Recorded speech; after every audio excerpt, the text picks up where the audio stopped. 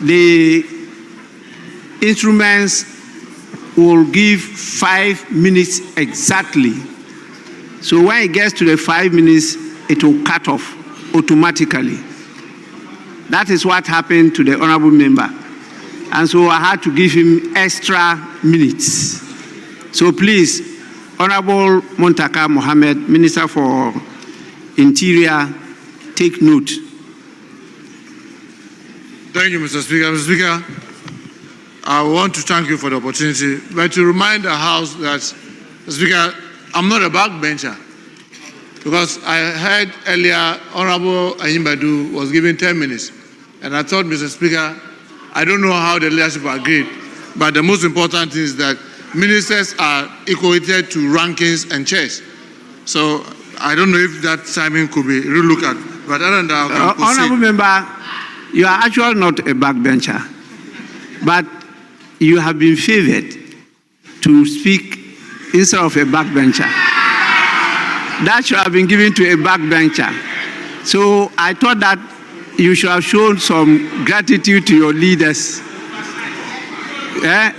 If you think that you are oversized, then we'll get proper size for you next time. Well, Mr. Speaker, I'll thank you and the leadership for the opportunity to speak in place of a backbencher. But Mr. Speaker, my worry is about the conclusion of the report of the committee. Mr. Speaker, as you may know, the House is guided by rules. And all our rules, Mr. Speaker, because of timing, I want to state that if you take Order 217, it says that the committee's report will either be by consensus or by voting. Mr. Speaker, so far as all of us were concerned, there was no voting at the Appointments Committee. Because, Mr. Speaker, as you know, votings are done at the tail end of the matter, whether it's a motion, whether it's a question, whether it's whatever decision is taken at the tail end. And, Mr. Speaker, as we all also know, because of the timing, the rules of the House says that whatever rules that play to the chamber equally plays at the committee level. And Speaker, like I'm debating now, I cannot speak now and tell you, Mr. Speaker, when it's time for voting, I'll be voting this way and therefore step out. No, it has to be, I have to be present and be voting, as in Article 104 of our Constitution and our Standing Orders 139. Mr. Speaker, I believe that the committee's conclusion should be that it is by consensus decision. It cannot be by majority decision. It was by consensus decision. But, Mr. Speaker, and the most important thing, as Mr. Speaker, you may know because of your deep knowledge of this House and its rules, if we are at a committee to vote, until somebody raises quorum, quorum is assumed. If it's time for us to vote, and there's nobody to raise issue of whether we have our full membership or what have you, it is assumed. Mr. Speaker, when people walk out, their names will still be recorded as present. When you are going to record those who are present, their names will be recorded. But they cannot say, we are voting, but we are walking out. No. The time that they were saying they were voting was not time for voting. So, Mr. Speaker, I want the House to consider this and amend the committee's report to indicate that the decision was by consensus so that they do not take more of our time. Mr. Speaker, most importantly on the nominee, for me, I'm wondering why our colleagues are even doing what they are doing.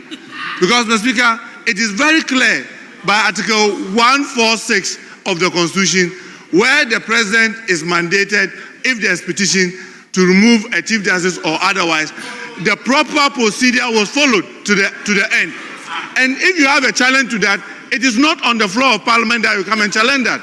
Mr. Speaker, the nominee, if you look at his experience, you and I, Mr. Speaker, with all humility, were members of the Appointments Committee when we vetted him in 2008. I was a backbencher member of the Appointments Committee, and he's been there for 17 years. Mr. Speaker, if you look at his impeccable records, you will be wondering why has he not been Chief Justice long ago. Because, Mr. Speaker, this is one person that has run his career through almost all the government. He got to the bench through President Rawlings, as indicated by even the committee's report. He goes to the High Court through President Rawlings. Then, through President Kufuor, he went to the appeals court and the Supreme Court. And he's one of the very experienced persons that we have. If you look at his experience, if you look at the things that he's been able to do, even academically, and you wonder why he was not even made a Chief Justice earlier. But like we said, everybody marks his time. This is his time. This is the time for Justice Paul Bafuboni.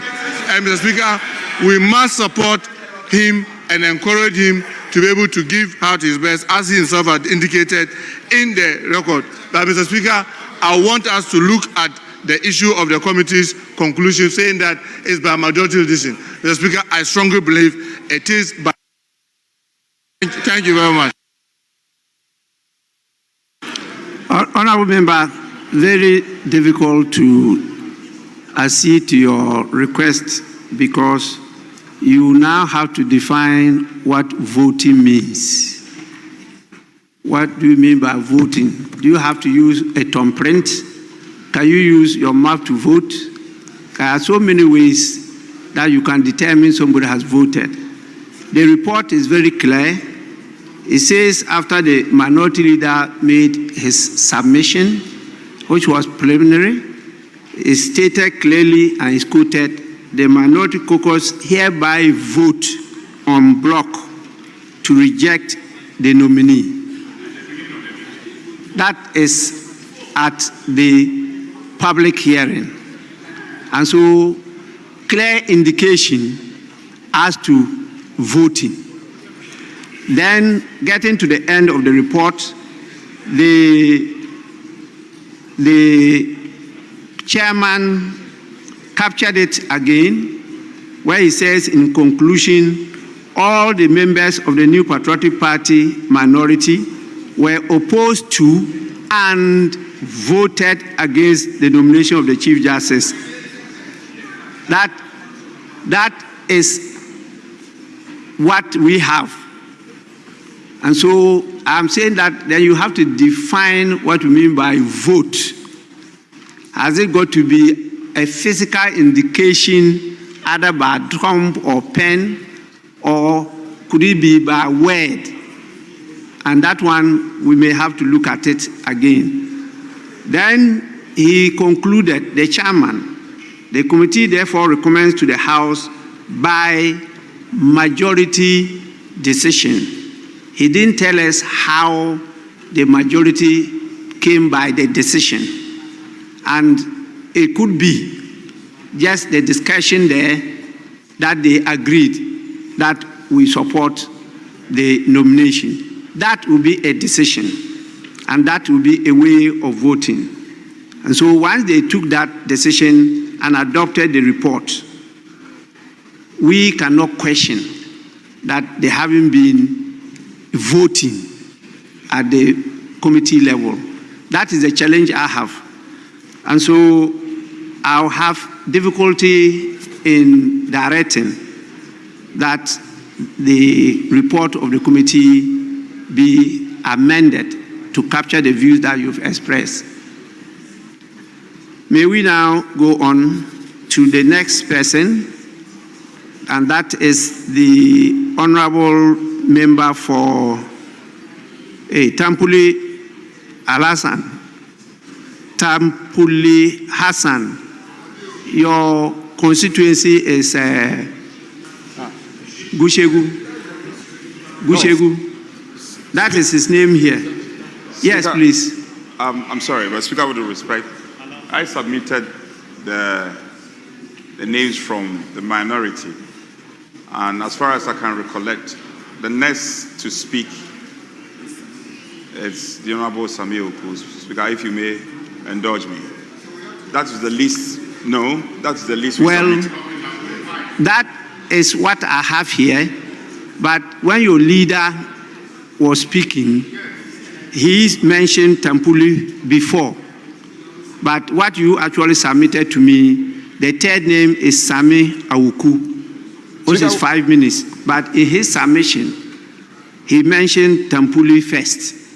With respect, not to challenge the leader, but we will respectfully require of you that we go by the list. So we will... So Honorable Sami Awuku, Yes, 5 minutes. Thank you, Speaker.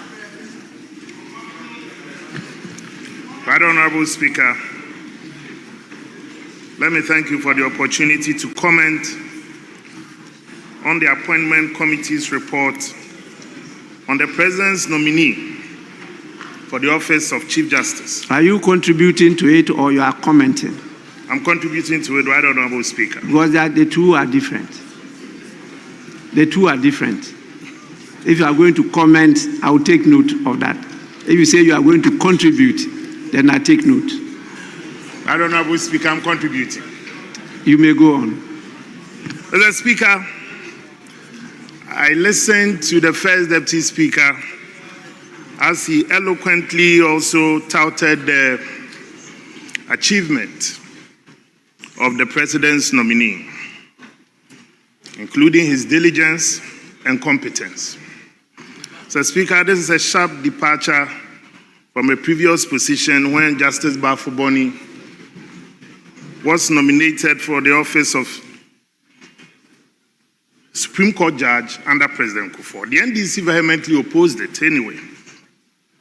Mr. Speaker, our position and that of the minority is not premised on personal grounds, but clearly on a matter of principle. Mr. Speaker, pursuant to Article 1446 of the Constitution, it is clear that the judiciary currently is not leaderless. The acting Chief Justice enjoys the powers of exercising his discretion and also the administration of justice. Mr. Speaker, what may likely create some genuine crisis in the minds of people will be the invitation of Parliament in helping install a new Chief Justice and the court subsequently, if matters before it are resolved and goes the other way. So, Speaker, for the avoidance of doubt, Article 144 mandates the President, and the President's power to also nominate a Chief Justice is not impaired at all, and it's not challenged. The President has exercised that power by nominating Justice Bafuboni. Parliament's approval function, like all other constitutional powers, must also be exercised consistently with other constitutional provisions, Right Honorable Speaker, including the separation of powers, judicial independence, the sub judice rule, and also respect for pending processes. Right Honorable Speaker, Justice Paul Bafuboni has less than 2 years to retire. And we respectfully hold the view that this process must also not be rushed. And with all the benefits available to him and the powers available to him as acting Chief Justice, we believe the balance of convenience arguments really can hold sway here. And what is this balance of convenient argument here? If Justice Paul Bafuboni is approved by Parliament today, Right Honorable Speaker, and the ECOWAS Court or Supreme Court decides otherwise, Mr. Speaker, the Constitution does not give direction on how to deal with such matters under such circumstances. Mr. Speaker. Please, Honorable Member, may you move from that and go to the next topic. You have other issues, go to that.